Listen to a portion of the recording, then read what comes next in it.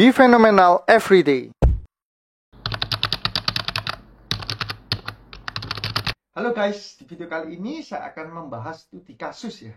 Mengapa kok ada emiten yang kalau kita lihat sekilas kinerja fundamentalnya bagus. Dia tiap tahun cetak laba, equity-nya terus naik, bahkan dia juga bagi dividen tiap tahun. Tapi harga sahamnya tidak terlalu bergerak kemana-mana. Nah, sebelum masuk ke materinya, saya ingin sedikit sharing ya. Untuk teman-teman yang setia menonton video saya, tentu teman-teman tahu ya bahwa saya sudah cukup lama vakum dalam membuat video YouTube. Nah, di dalam masa vakum ini, atau saya bisa bilang masa pertapaan ya, saya mendapatkan beberapa insight sehingga pada akhirnya ada beberapa keputusan yang saya ambil. Nah, ini yang relate dengan dunia saham ya guys. Jadi keputusan pertama yang saya ambil adalah saya sudah tidak menggunakan pertimbangan technical analysis ya dalam keputusan untuk membeli atau investasi saham. Nah, technical analysis itu seperti teman-teman tahu ya, kita coret-coret garis, terus gambar-gambar grafik. Nah, itu sudah saya tidak gunakan lagi. Karena saya percaya bahwa harga saham itu hanya ditentukan oleh dua hal. Yang pertama adalah fundamental atau kinerja jangka panjangnya dari suatu perusahaan. Dan yang kedua adalah pergerakan dari si bandar, itu untuk jangka pendeknya. Nah, jadi faktor untuk gambar atau technical analysis sudah saya tidak gunakan lagi. Mungkin ada teman-teman yang suka ya dengan technical analysis dan teman-teman merasa nyaman, teman-teman bisa mendapatkan cuan konsisten juga, teman-teman tidak ada masalah. Karena ini sebenarnya hanya masalah preferensi saja ya guys. Nah, keputusan kedua yang saya ambil adalah saya hanya, yang pertama ada dua pertimbangan di dalam keputusan saya yang kedua. Yang pertama, saya hanya akan berinvestasi saham atau melakukan trading saham di perusahaan berdasarkan corporate action ya. Corporate action meliputi IPO ataupun right issue. Nah, itu adalah pertimbangan pertama. Nah, yang kedua adalah saya akan berinvestasi saham dengan menggunakan metode value investing yang benar-benar mendalam atau kualitatif. Nah, kebanyakan yang kita tahu bahwa value investing itu mostly orang-orang menggunakannya hanya menggunakan analisa kuantitatif saja. Dan itu setelah saya pelajari juga lebih jauh, ternyata kalau kita ingin mendapatkan saham-saham yang bisa memberikan return yang multi-bagger, ternyata analisa kuantitatif saja itu tidak cukup. Harus dilengkapi dengan analisa kualitatif yang mendalam. Kuantitatif itu apa sih? Analisa kuantitatif itu kita mempertimbangkan seperti, oh ini price book value-nya rendah, PE ratio-nya rendah, ROE-nya tinggi, dan sebagainya. Itu adalah analisa kuantitatif. Sedangkan analisa kualitatif kita benar-benar mengerti bisnis dari perusahaannya. Jadi saya ketika mau membeli atau mau investasi di suatu saham, tentu akan berpikir bahwa saya ini sedang sebagai pemiliknya. Nah, kalau kita sebagai pemiliknya, tentu kita harus benar-benar tahu bisnisnya ya, seperti apa, kemudian tahu prospeknya, bagaimana ke depan, dan juga apa sih hambatan-hambatan yang akan dihadapi. Itu semua akan masuk di kalkulasi, sehingga menjadi pertimbangan. Oh, kalau itu sudah terpenuhi semua, sudah checkboxnya terchecklist semua, ya sudah, baru kita akan berinvestasi di saham tersebut. Nah, video kali ini tuh relate dengan analisa kualitatif tadi yang saya sebutkan. Jadi, yuk sekarang kita masuk ke studi kasusnya. Emiten yang akan saya gunakan untuk studi kasus kali ini adalah emiten MDKI atau MDQ utama ya. Nah, teman-teman kalau melihat secara sekilas kinerjanya dia itu sebenarnya cukup oke ya. Dia setiap tahun selalu profit ini ya, dari 2017 hingga 2023, walaupun waktu pandemi pun dia juga masih make profit ya. Kemudian kita lihat equity-nya juga terus bertumbuh dari 760 miliar, sekarang 950 miliar ya di tahun 2023 ini. Nah, rasio-rasionya pun cukup oke ya. Book value-nya 0,53, PE ratio-nya 10,56 kali. Ini kalau disetahunkan 2023. Nah, kalau kita hanya menggunakan analisa kuantitatif, tentu emiten ini menjadi cukup menarik karena dia kinerjanya konsisten dan secara valuasi bukan valuasi yang tinggi, misalnya kayak book value-nya 5 kali atau 6 kali. Nah, itu kan biasanya orang-orang kuantitatif nggak suka ya. Nah, di sini saya akan memberikan opini ya tentang analisa kualitatif versi saya secara singkat untuk emiten MDKI. Nah, tentu pertama kita harus mengerti ya, MDKI ini itu bergerak di bidang apa. Nah, di sini kita bisa lihat ya, di websitenya MDKI ini. MDKI ini adalah perusahaan yang sudah cukup lama, tahun 81 didirikannya, dan memproduksi kalsium karbit dengan tujuan substitusi impor yang berasal dari negara bla bla bla bla bla, rata-rata sejumlah 25.000 ton ya, dengan nilai 8,75 bla bla bla bla bla. Nah, kita tentu kan kalau nggak mengenal dunia ini akan bingung, apa sih kalsium karbit? Nah, itu kita bisa search juga. Apa kegunaan kalsium karbit? Oh, ternyata kalsium karbit itu bahan untuk memotong dan mengelas besi baja. Nah, ini untuk industri perkapalan, pertambangan, karoseri, dan sebagainya ya. Jadi kita tahu bahwa oh ini adalah bahan untuk mengelas besi baja ya. Bentuknya seperti apa? Nah, teman-teman kalau mau tahu ya kayak gini ya. Ini saya search di Google ya. Ini adalah bentuk dari karbitnya MDKI. Nah, kalau kita sudah tahu apa yang dilakukan oleh perusahaan ini, nah berikutnya tentu kita akan masuk ke analisanya ya. Ini data ini saya dapatkan dari laporan keuangan. Nah, ini ya teman-teman. Kalau biasanya teman-teman menganalisa secara fundamental, teman-teman biasanya kan mendownload yang ini misalkan MDKI tahun 2023 tahunan, yang triwulan 3 aja. Nah, biasanya kan orang-orang banyak yang mendownload tuh ini mana MDKI. Ini ya, yang financial statement saja. Ini financial statement. Nah, financial statement ini adalah ringkasannya langsung kan. Kita bisa lihat asetnya berapa, segala macam kan. Kemudian laba juga, penjualan, pendapatan usaha, bla bla bla. Ini kita bisa melihat ringkasannya. Tapi saya sarankan kalau teman-teman mau lebih dalam, teman-teman download yang LK ya, yang seperti ini ya, LK finalnya ini. Nah, nanti hasilnya seperti ini. Perbedaannya di mana? Perbedaannya adalah di nanti teman-teman bisa tahu detail penjualannya itu seperti apa. Nah, ini kan globalnya aja. Penjualan bersih, beban pokok penjualan, segala macam. Tapi di LK detail ini nanti diberikan mana ya ini. Nah, kalau di LK detail, teman-teman bisa melihat itu secara mendetail ya. Nah, contohnya seperti ini. Untuk penjualan bersih, nah, ini dibedakan antara lokal dan ekspor berapa. Kemudian apa saja yang dijual. Nah, ini teman-teman bisa melihat ya.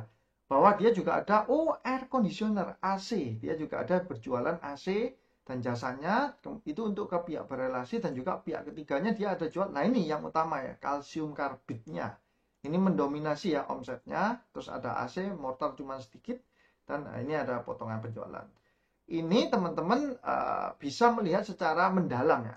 Nah, data-data itu tadi saya masukkan ke Excel di sini. Jadi kalau teman-teman lihat, ternyata MDKI dia berjualan di tahun 2023 ini sampai Q3 ya. Lokalnya satuannya juta ya, berarti 339 miliar. Penjualannya secara lokal, kalau ekspornya cuma 6 miliar. Artinya lokalnya itu mendominasi 98% ya. Ekspornya cuma 2%. Di tahun 2022 itu lokalnya 300 miliar, ekspornya 45 miliar. Nah, berarti ada penurunan di ekspor. Tapi ekspornya itu angkanya tidak terlalu signifikan ya guys. Marketnya dia berarti menyasar untuk market lokal saja. Terus kita lihat ya di bagian penjualan. Oh ya, nah kalau kita tahu ya bahwa datanya dia ini menyasar market lokal saja ya. Teman-teman ada yang suatu yang menarik sebenarnya di MDKI ini. MDKI ini itu adalah supplier tunggal untuk karbit.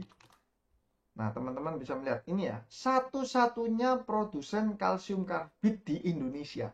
Jadi dia punya competitive advantage ya. Dia adalah hanya satu-satunya produsen kalsium karbit. Ya, yang lainnya berarti adalah impor ya.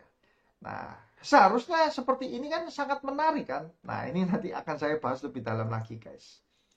Kemudian berikutnya ya, di penjualan. Ini seperti tadi ya, ada pihak berelasi sama ada pihak ketiga. Yang terbesar 87% itu adalah kalsium karbitnya.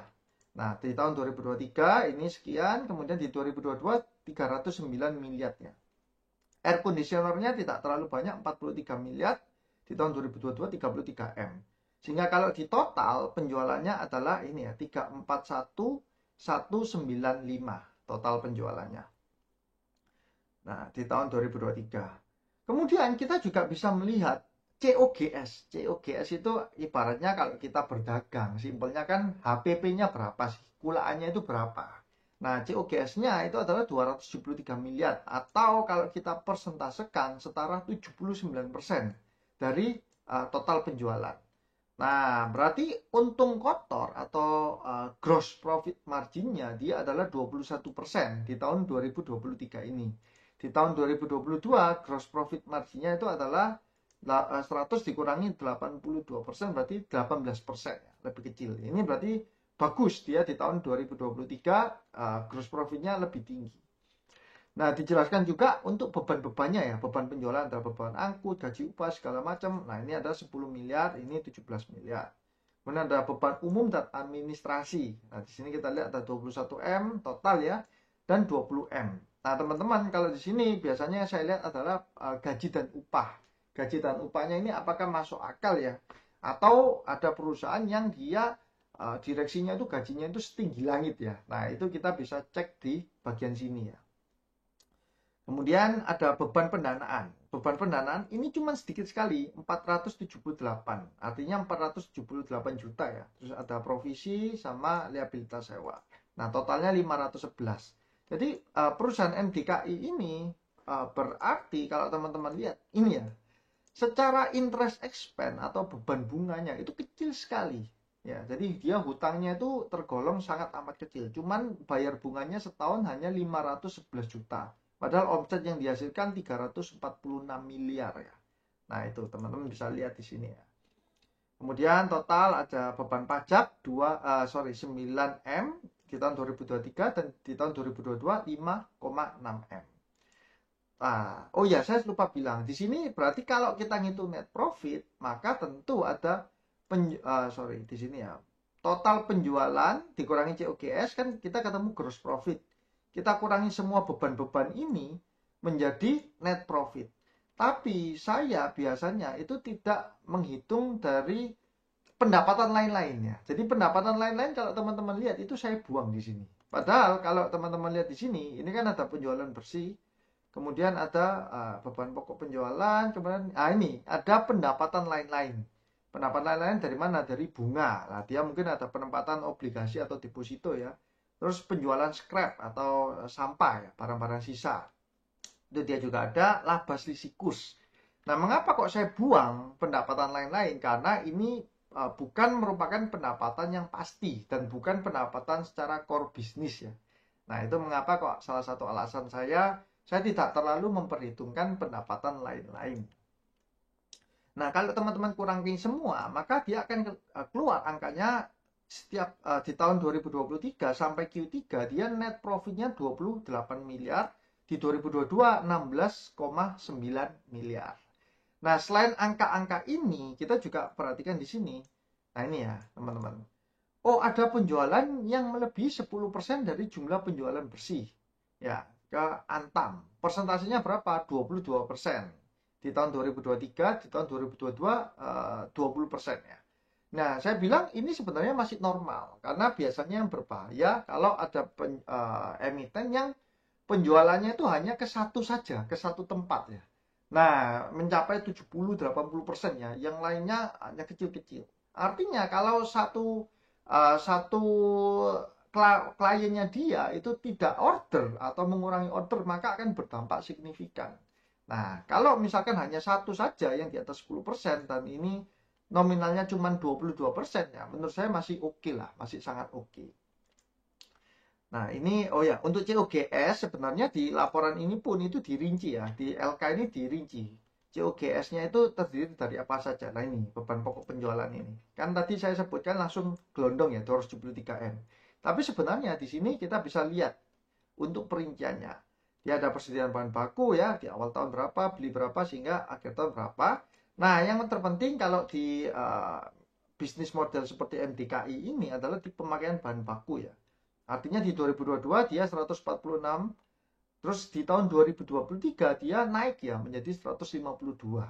Nah, itu ya. Kenaikannya berarti ada kenaikan produksi, otomatis dia juga ada kenaikan omset seharusnya di 2023 dibandingkan 2022. Nah, ini yang menjadi pertimbangan kita juga. Kita bisa melihat bagaimana dalamnya tanpa kita perlu ke pabriknya, tapi dari sini kita juga bisa tahu, oh ternyata MDKI ini juga bagus ya. Secara penggunaan bahan bakunya dia juga ada mengalami peningkatan. Terus kemudian, nah ini juga ada pembelian kepada pemasok. Nah, ini beli dari suppliernya yang melebihi 10%. Dia ada beberapa ya, dari ini Summit CRM Ltd, Shandong Gangta International Co. Ltd, Coke and Cool Product SDN BSD, John Mora Ltd. Nah, kalau teman-teman perhatikan, ini jelas adalah bukan perusahaan yang ada di Indonesia ya. Dia banyaknya adalah impor. Nah, teman-teman juga bisa langsung ngerti ya kalau membaca dari LK-nya ini. Oh, ternyata dia bahan bakunya kebanyakan diimpor ya. Nah, otomatis kalau dia bahan bakunya impor juga memperhitungkan faktor kurs ya. Ada faktor kurs yang bermain di sana. Beda dengan kalau dia beli bahan bakunya mostly dari lokal ya. Nah, kalau kita lihat di sini suppliernya juga banyak, ada yang ini ya 10% lebih itu malah yang impor semua. Nah, sampai di sini kita tentu tahu bahwa MDK ini sebenarnya perusahaan yang cukup oke, cukup sehat ya. Nah, terus apa yang harus kita lakukan berikutnya? Kalau saya akan melihat historisnya terlebih dahulu. Nah, jadi saya akan ambil laporan keuangan yang dari yang dulu-dulu ya, 2019, 2020. Saya ingin tahu juga untuk penjualannya ya. Contohnya seperti ini. Ini di 2019 saya potong ya bagian penjualannya. Dia juga sudah berjualan ini air conditionernya ya, 1836 ya, tapi nggak terlalu besar. Yang saya lihat utamanya di kalsium karbitnya ya, 306 miliar ya. Di tahun 2019, di tahun 2020 313 miliar, sehingga totalnya 347. Kemudian di tahun 2020 dia 349 M. Nah, lanjutannya kan ke sini nih. Di tahun 2021 dia berjualannya adalah 397 miliar. Jadi dari 349 kemudian ke 349 juga, kemudian ke 397 ada naik di tahun 2021, tahun 2022 ada naik lagi di 486 miliar. Nah, sebenarnya ini kan bagus ya. Dia juga secara omsetnya, penjualannya pun juga ada mengalami kenaikan. Nah, kalau kita sudah tahu ini, berikutnya kita akan cari tahu ya, marketnya memang bagaimana. Apakah marketnya ini masih bisa diteruskan naiknya? Nah, kita harus mencari beberapa data. Ini adalah saya ambil dari tanya jawab ya. Tanya jawabnya untuk dia mengadakan ini ya, laporan hasil pelaksanaan PUBEX ya, Public Expose MDKI, ini tahun 2020. Dia sempat ditanyain begini ya. MDKI telah menguasai pemasaran dalam negeri lebih dari 80%. Apabila memasarkan 100%, apakah kapasitas produksi mencukupi? Ini ada pertanyaannya di PUBEX-nya. Kemudian dijawabnya, kebutuhan karbit dalam negeri 22.000 ton per tahun. Kapasitasnya MDKI sekarang itu sudah 25.000 ton. Sehingga MDKI itu mampu mencukupi kebutuhan dalam negeri. Nah, jadi MDKI ini secara pabriknya itu sudah mampu menghasilkan untuk produksi itu 25.000 ton. Padahal marketnya di Indonesia itu hanya 22.000 ton. Nah, kalau kita mengetahui fakta ini, nggak heran mengapa kok MDKI ini menguasai hampir 100% ya. Hampir 100% kebutuhan dalam negeri. Sisanya kan cuma sedikit, itu kan impor kan. Nah, ini kan lebih dari 80%. Berarti sisanya impor. Karena MDKI satu-satunya yang memproduksi karbit kan. Nah, nggak ada perusahaan lainnya. Nah, terus kita tanya, ini ada yang tanya juga masalah ekspor ya. Ekspornya cuma 1.200 ton ya. Nah, ini sebesar menurun dibandingkan 2019 yang mencapai 2.000 ton disebabkan karena pandemi. Nah, kalau dari sini kita bisa tahu kan, artinya marketnya MDK ini ya sudah jenuh, sudah mature gitu loh. Perusahaan ini nggak akan bisa berekspansi lagi. Karena apa? Karena ya sekarang ini sudah penuh kapasitasnya. Satu-satunya jalan bagi dia hanyalah dengan menggunakan ekspor saja. Nah, terus kita harus mencari-cari tahu bagaimana dengan ekspornya. Ekspor kan kita sudah lihat di secara omsetnya. Ekspornya ini nggak terlalu besar. Ini ya, teman-teman bisa melihat. Bahkan 2023 cuma 6 miliar. 2022 45 M. Artinya ekspornya itu kecil. Mengapa? Nah, ternyata ini ada jawabannya juga dari artikel-artikel ini. Bahkan manajemennya itu bilang, Tantangan lain adalah persaingan industri yang sangat kuat terutama di pasar ekspor, kalah bersaing harga dengan produk China. Nah, di samping itu bahan baku impor juga lebih mahal serta beban nilai tukar rupiah terus melemah dan biaya kontainer untuk ekspor yang masih mahal. Nah, ini ya, karena dia tadi kan bahan bakunya impor. Terus dia juga kena biaya kontainer yang masih mahal. Nah, jadi direkturnya ini ya jujur, dia bilang bahwa ekspor kita ini susah, kalah dengan produk-produk China. Nah, kalau kita tahu, oh iya, ternyata dia ini market leader, bukan market leader, bahkan satu-satunya supplier karbit di Indonesia. Dan dia sudah meraup semuanya, marketnya ini sudah diraup. Tentu sudah tidak ada ruang bagi MTKI untuk growth. Nah, ini yang menjadi salah satu alasan, mungkin alasan utama ya, investor untuk enggan membeli saham MTKI. Kenapa? Karena investor kalau beli ini sudah tahu bahwa ini perusahaannya ini ibaratnya sudah mentok, sudah jedok gitu loh. Dia sudah nggak bisa ngapa-ngapain lagi. Karena ya itu, ekspornya juga sudah kalah dengan China, dalam negerinya sudah dikuasai semua sama MTKI. Nah, itulah mengapa kok saham ini itu akhirnya juga tidak bisa, harga sahamnya mau lompat gimana pun nggak bisa, karena kinerjanya sudah bisa diukur ya guys. Nah, terus apakah berarti saham MDKI ini jelek? Nah, enggak. Saham MDKI ini sebenarnya bukan saham yang jelek. Kalau tipe-tipe perusahaannya seperti ini kita bisa memanfaatkan sebagai dividen stock ya. Saham yang memberikan dividen secara besar. Nah, kalau teman-teman lihat di sini, ini adalah historisnya dividennya dari MDKI. Dia tiap tahun rutin nih, 2019 dibagikan 12 per lembar ya. 2020 9, 2021 12, 10 10 sampai 2023 10 ya.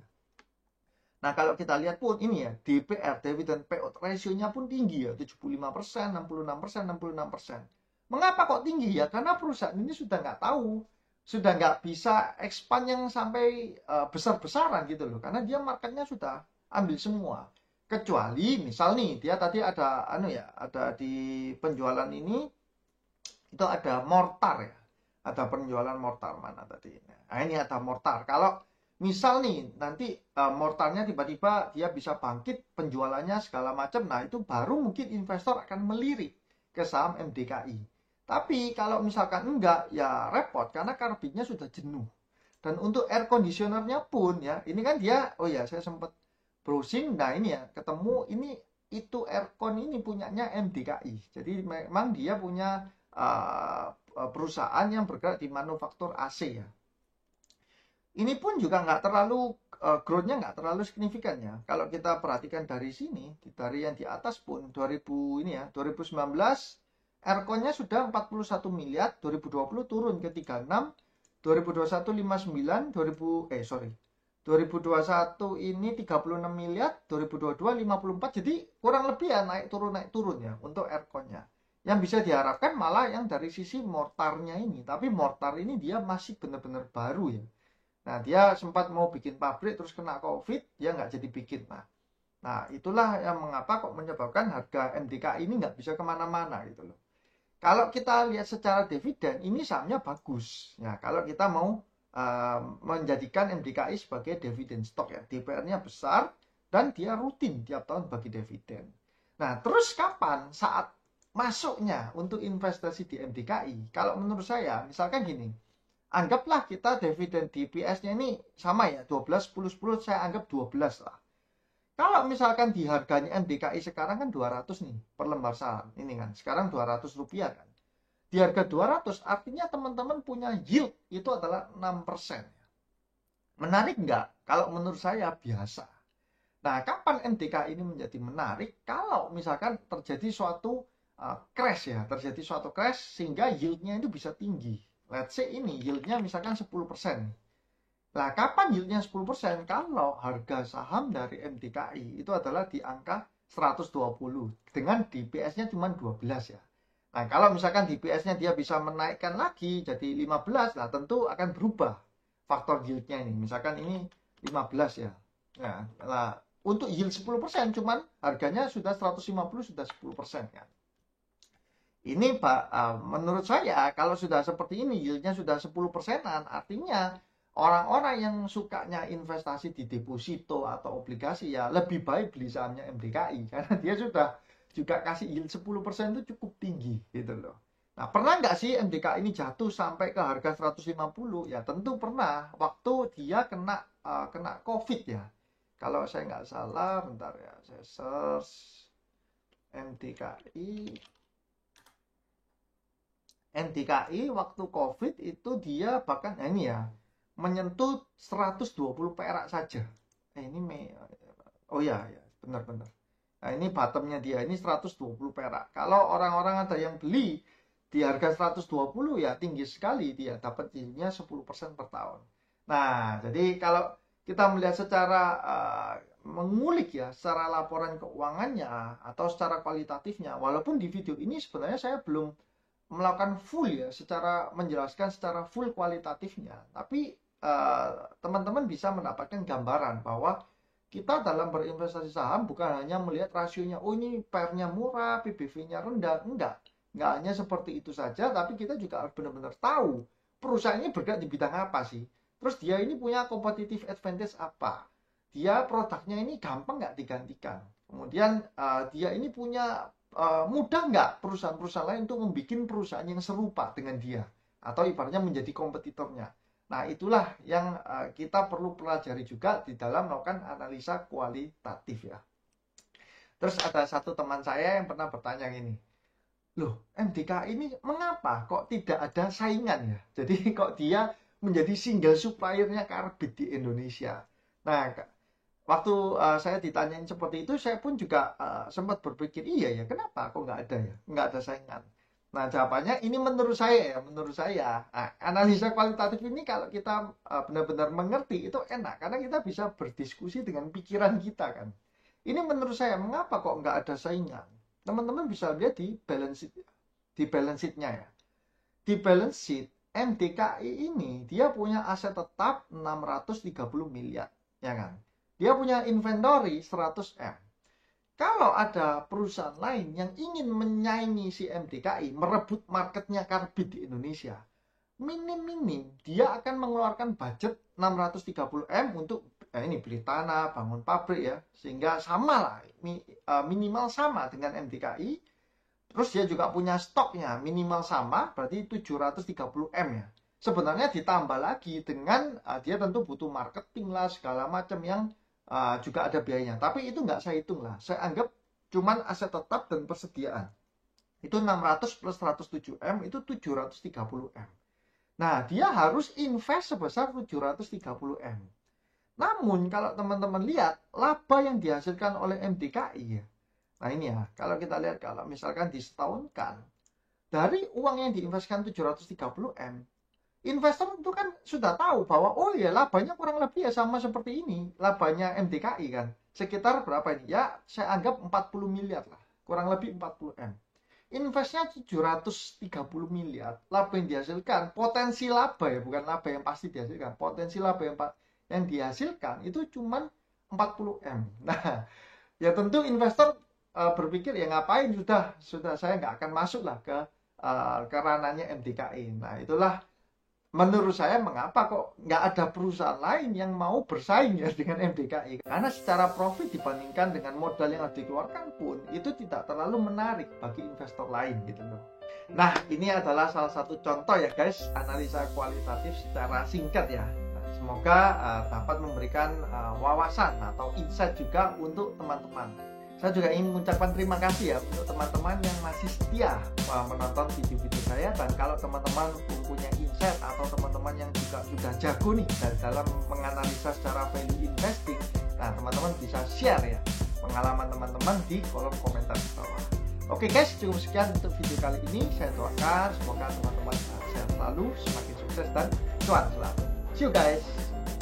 Nah, kalau kita lihat di websitenya, MDKI ini adalah perusahaan ya ini ya sudah tahun 81, artinya sudah lama untuk memproduksi kalsium karbit. Kalsium karbit.